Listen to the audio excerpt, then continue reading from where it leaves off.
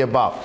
And so not missing Kyrie is not a panic situation because they understand that they have a long-term goal, as Malika just talked about. Let's talk about James Harden then, Paul Pierce, because during the 8-game winning streak, he's almost averaging a triple-double. Like, we've seen some of the best play. We wondered how he would change his game and fit into Brooklyn's process. What have you seen from him so far this season, especially when he's missing 2 stars alongside him? Well, I've seen a guy that jumped up and elevated to MVP status in my eyes right now. He is the MVP in the league as of today. No, as of today. I mean, they're on a 7-8 game winning streak, and we've seen what the Beard has been able to do. Elevate not only himself, but his teammates. The Nets are 1 game away from being in the top seed in the Eastern Conference. I don't see why we don't talk about this guy being an MVP, even though he does have Kyrie, even though he does have KD. But you got to remember, he's only played 7 games with those guys. They haven't had an 8-game winning streak all year long. And think about it, they've done this without KD. And so James Harden, to me, in my eyes, is the MVP as of today. Now, these things can change. You know, it goes week by week. But today, because of the numbers, because of the winning and how he's done it, today he's MVP.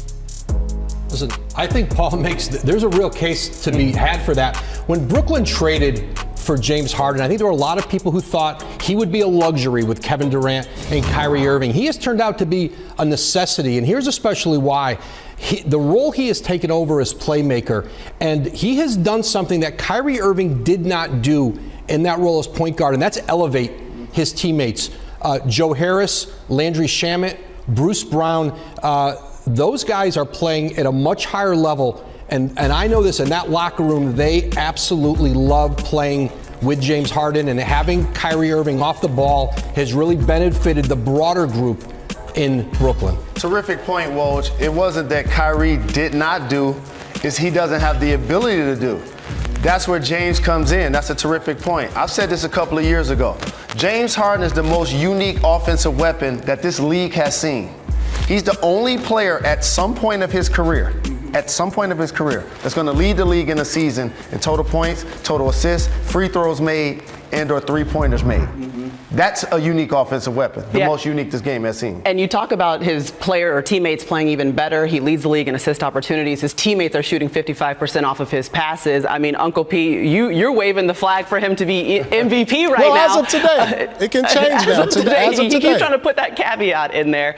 But when Kevin Durant comes back to the court and these two are able to play together after we've seen what Harden is able to do, I mean, what does this team look like when you have KD and Harden playing at the level that we're seeing him play right now? I mean, this is a dangerous team. You talk about 3 guys who you can go to down the stretch and close ball games. And we know come playoff games, you got guys, it comes down to the last minutes, and you got 3 guys who you can go through. They can not only get their own shot and create for others, they can get to the free throw line and knock it down with consistency. That's what makes them so dangerous, because if one of your stars is off, a lot of teams can afford to have one of their stars off that night, and they can. And they have other guys that can pick them up, a la Kyrie, KD, or Harden, whichever one is off that night. But since I've been watching them, I haven't seen none of them off at any point. Yeah, and we talked about it. They've only played 7 games together, but right now the Nets lead the league in offensive efficiency. So it's the Brooklyn Nets, fellas, taking down who? Oh, Kawhi and the Clippers. And who? LeBron and the Lakers.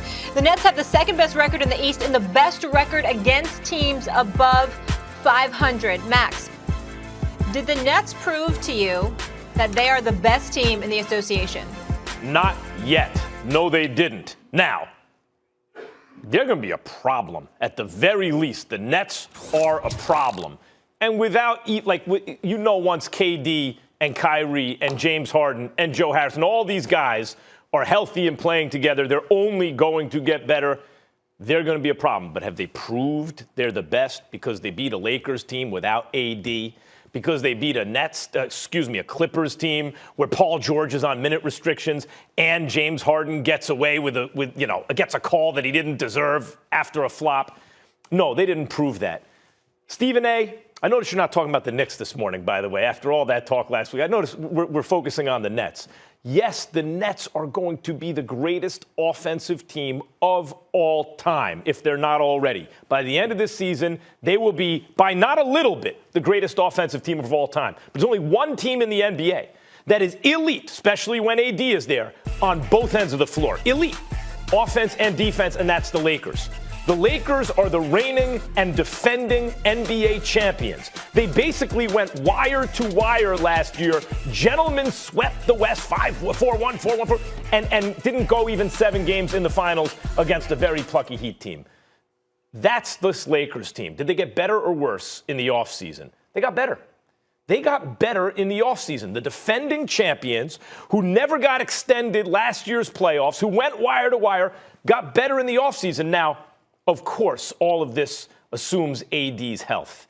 If AD is healthy, the Nets and the Lakers will be an epic finals. But I'm not ready to sit here today and say, yeah, it's the Nets. They should be favored. No, the defending champion Lakers, all roads to the championship go through the defending champion Lakers if AD is healthy.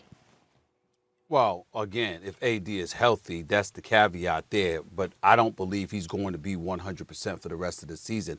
I think that eventually when he comes back, he's still not going to be 100%, and he's going to be playing relatively timid. He's going to have to watch his lateral movement. He's going to have to watch sharp cuts and things of that nature. He's not going to be himself, and that's the reason that I've got the Brooklyn Nets as the best team in basketball. You got to remember, they've won 5 straight. They've won 6 straight. Think about the road that they went through. They beat Golden State. They beat the Clippers twice. They've beaten the Los Angeles Lakers. When you look at this team right now and the way that they're flowing offensively, they are a juggernaut. Their defense has improved marginally at the very least. They're 12-4 against teams 500 or better, which is the best in the NBA. They've beaten every team in this league that matters. They beat Boston. They beat Indiana. They've beaten both LA teams. They've beaten Golden State. They've beaten everybody, okay?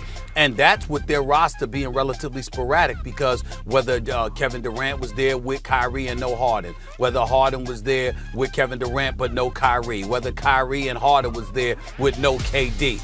The 3 of them haven't played but a few games together. It doesn't matter. When you look at them right now, even if Kyrie was out, Harden and KD could potentially win you a championship. I don't think Harden and Kyrie could do to win you the chip, but I think they could get you out of the East potentially the way that they're playing basketball right now.